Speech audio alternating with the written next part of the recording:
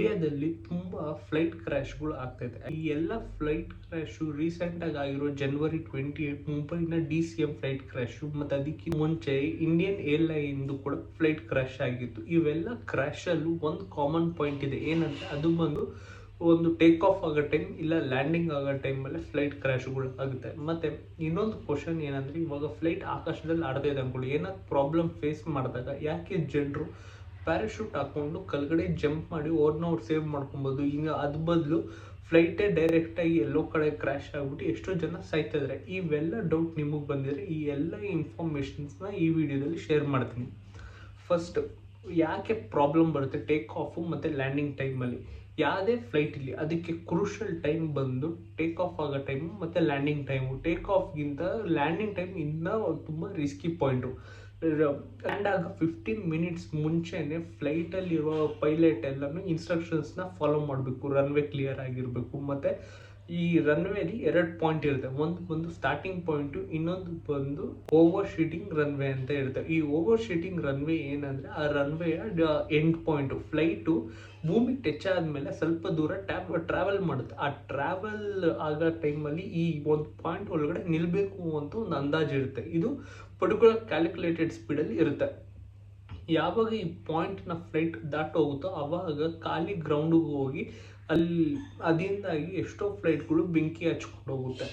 ಮತ್ತು ಈ ಲ್ಯಾಂಡಿಂಗ್ ಆಗೋ ಟೈಮಲ್ಲಿ ಯಾವಾಗಾದರೂ ಈ ಪೈಲಟ್ಟು ನಾನು ಈ ಡಿಸ್ಟೆನ್ಸ್ನ ಕವರ್ ಮಾಡೋಕ್ಕಾಗಲ್ಲ, ಫ್ಲೈಟ್ ಸ್ಪೀಡಾಗಿ ಇರುತ್ತೆ ಅಂತ ಅನಿಸುತ್ತೋ ಆವಾಗ ಬಂದು ಆ ಫ್ಲೈಟ್ನ ಇನ್ನೊಂದು ರೌಂಡ್ ಹಾಕ್ತಾರೆ. ಲ್ಯಾಂಡ್ ಆಗೋ ಟೈಮಲ್ಲಿ ಮತ್ತೆ ಹಂಗೆ ಟೇಕ್ ಆಫ್ ತೊಗೊಂಡು ಒಂದು ರೌಂಡ್ ಹಾಕ್ಕೊಂಡು ಮತ್ತೆ ಪರ್ಫೆಕ್ಟಾಗಿ ಲ್ಯಾಂಡಿಂಗ್ ಮಾಡ್ತಾರೆ.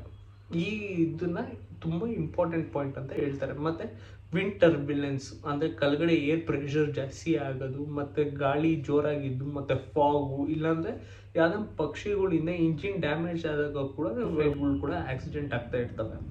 ಮತ್ತು ಇವಾಗ ರೆಸ್ಪಾನ್ಸ್ ಟೈಮ್ ಅಂತ ಇರುತ್ತೆ. ಇವಾಗ ಯಾವುದೇ ಫ್ಲೈಟು ಆಕಾಶದಲ್ಲಿದ್ದಾಗ ಏನೇ ಪ್ರಾಬ್ಲಮ್ ಬಂದ್ರೂ ರೆಸ್ಪಾನ್ಸ್ ಆಗೋಕ್ಕೆ ಜಾಸ್ತಿ ಟೈಮ್ ಇರುತ್ತೆ.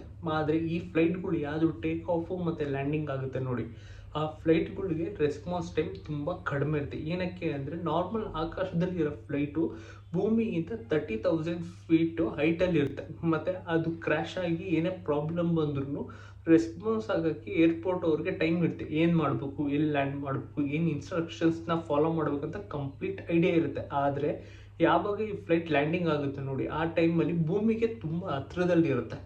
ಹತ್ರ ಅಂದರೆ ಒಂದು 200-300 ಫೀಟ್ ಹೈಟಲ್ಲಿ ಇದ್ದಾಗ ಏನೇ ಪ್ರಾಬ್ಲಮ್ ಬಂದು ಇವರು ಪೈಲಟು ಸೆಂಟರ್ಗೆ ಇಲ್ಲ ಏರ್ಪೋರ್ಟ್ಗೆ ಇನ್ಫಾರ್ಮೇಷನ್ ಕೊಡ್ತಾ ಇದ್ರು ಅಂದ್ಕೊಳ್ಳಿ, ಆ ಟೈಮಲ್ಲೇ ಫ್ಲೈಟ್ ಕ್ರ್ಯಾಶ್ ಆಗಿ ಹೋಗ್ತಾ ಇರ್ತವೆ.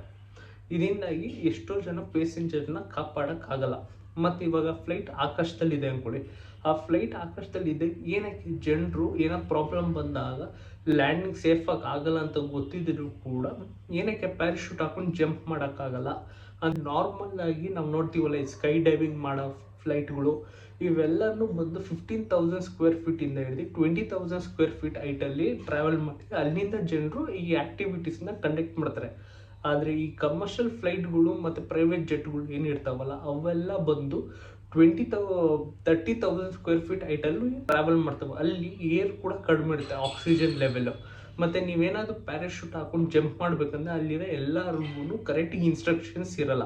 ನಾರ್ಮಲ್ ಸ್ಕೈ ಡೈವಿಂಗಲ್ಲೇ ನಿಮ್ಗೆ ಇನ್ಸ್ಟ್ರಕ್ಷನ್ ಇರಬೇಕಾಗುತ್ತೆ ನೀವು ಸ್ಕೈ ಡೈವಿಂಗ್ ಮಾಡಬೇಕು ಅಂತ. ಆದರೆ ಅಲ್ಲಿರೋ ಎಲ್ಲ 300-500 ಜನರಿಗೆ ಇನ್ಸ್ಟ್ರಕ್ಷನ್ ಯಾರು ಕೊಡೋರು ಇರಲ್ಲ. ಮತ್ತು ಜಾಸ್ತಿ ಜನ ಪ್ಯಾನಿಕ್ ಆಗ್ತಾರೆ. ಮತ್ತು ಆ ಏರ್ಪ್ಲೇನ್ದು ವಿಂಡೋ ಹೆಂಗಿರುತ್ತೆ ಅಂದರೆ, ನೀವು ಆ ವಿಂಡೋ ಓಪನ್ ಮಾಡಿದ್ರೆ ಏರ್ ಪ್ರೆಷರಿಂದ ಏರೋಪ್ಲೇನಲ್ಲಿ ಬ್ಯಾಲೆನ್ಸ್ ಮಿಸ್ ಆಗೋ ಚಾನ್ಸಸ್ ಕೂಡ ಜಾಸ್ತಿ ಇರ್ತವೆ.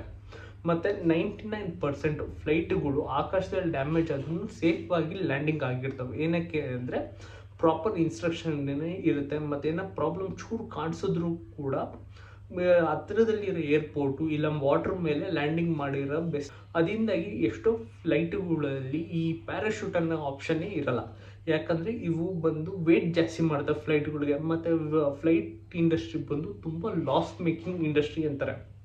ಇದರಲ್ಲಿ ಫ್ಲೈಟಲ್ಲಿ ಎಷ್ಟು ವೇಟ್ ಕಡಿಮೆ ಇರುತ್ತೋ ಅಷ್ಟು ಫ್ಲೈಟು ಎಫಿಷಿಯನ್ಸಿ ಆಗಿರುತ್ತೆ ಮತ್ತು ಪೆಟ್ರೋಲ್ ಖರ್ಚು ಕೂಡ ಕಡಿಮೆ ಆಗುತ್ತೆ ಅಂದ್ಬಿಟ್ಟು ಎಷ್ಟೋ ಫ್ಲೈಟ್ಗಳಲ್ಲಿ ಪ್ಯಾರಾಶೂಟ್ ಆಪ್ಷನ್ನು ಇರಲ್ಲ. ಪ್ಯಾರಾಶೂಟ್ ಇದೆ ಅಂದ್ಕೊಳ್ಳೋಣ, ಮತ್ತು ಫ್ಲೈಟ್ ಪ್ರಾಬ್ಲಮ್ ಬಂದು ನಿಮಗೆ ಐಡಿಯಾನೂ ಇದೆ ಹೆಂಗೆ ಜಂಪ್ ಮಾಡಬೇಕು ಪ್ಯಾರಾಶೂಟ್ ಹಾಕೊಂಡು ಅಂತ. ನೀವು ಜಂಪ್ ಮಾಡಿದ್ರು ಕೂಡ ನೀವು ಆ ಫ್ಲೈಟ್ ಇಂಜಿನ್ಗೆ ಸಿಗಾಕೊಳ್ಳೋ ಚಾನ್ಸಸ್ ಜಾಸ್ತಿ ಇರುತ್ತೆ. ಏನಕ್ಕೆ ನಾರ್ಮಲ್ ಆಗಿ ಆಕಾಶದಲ್ಲಿ ಟ್ರಾವೆಲ್ ಮಾಡ್ತಿರೋ ಫ್ಲೈಟ್ ಬಂದು 4,400 ಕಿಲೋಮೀಟರ್ ಸ್ಪೀಡಲ್ಲಿ, ಅಂದರೆ 400 ಕಿಲೋಮೀಟರ್ ಸ್ಪೀಡ್ ಟ್ರಾವೆಲ್ ಮಾಡ್ತಾ ಇರ್ತವೆ. ಈ 400 ಕಿಲೋಮೀಟರ್ ಸ್ಪೀಡಲ್ಲಿ ಟ್ರಾವೆಲ್ ಮಾಡ್ತಾ ಫ್ಲೈಟಿಂದ ನೀವು ಜಂಪ್ ಆಗ್ತಿದ್ರೆ ಈ ಫ್ಲೈಟ್ಗಳಿಗೆ ಸೈಡಲ್ಲಿ ಇರುತ್ತೆ ಇಂಜಿನ್ನು. ಆ ಇಂಜಿನ್ಗೆ ನೀವು ಹೋಗಿ ಬೀಳ್ತೀರಾ ಡೈರೆಕ್ಟಾಗಿ. ನೀವು ಕೆಳಗಡೆ ಹೋಗ್ದಿರಾ ಈ ಸ್ಪೀಡಲ್ಲಿ ಹೋಗ್ತಾರೋ ಫ್ಲೈಟ್ಗೆ ನೀವು ಡೈರೆಕ್ಟ್ ಆ ಇಂಜಿನ್ಗೆ ಹೋಗಿ ಬಿದ್ದು ನೀವು ಸಾಯೋ ಚಾನ್ಸಸ್ ಜಾಸ್ತಿ ಇರುತ್ತೆ, ಡೈರೆಕ್ಟಾಗಿ ಲ್ಯಾಂಡಿಂಗ್ ಆಗೋ ಥರ. ಅದರಿಂದಾಗಿ ಈ ಎಷ್ಟೋ ಫ್ಲೈಟ್ಗಳಲ್ಲಿ ಪ್ಯಾರಾಶೂಟ್ ಆಪ್ಷನ್ ಕೂಡ ಇರಲ್ಲ. ಈ ವಿಡಿಯೋ ನಿಮಗೆ ಇಷ್ಟ ಆಗಿದೆ, ಪ್ಲೀಸ್ ಲೈಕ್, ಶೇರ್ ಮತ್ತು ಸಬ್ಸ್ಕ್ರೈಬ್ ಮಾಡ್ಕೊಳ್ಳಿ.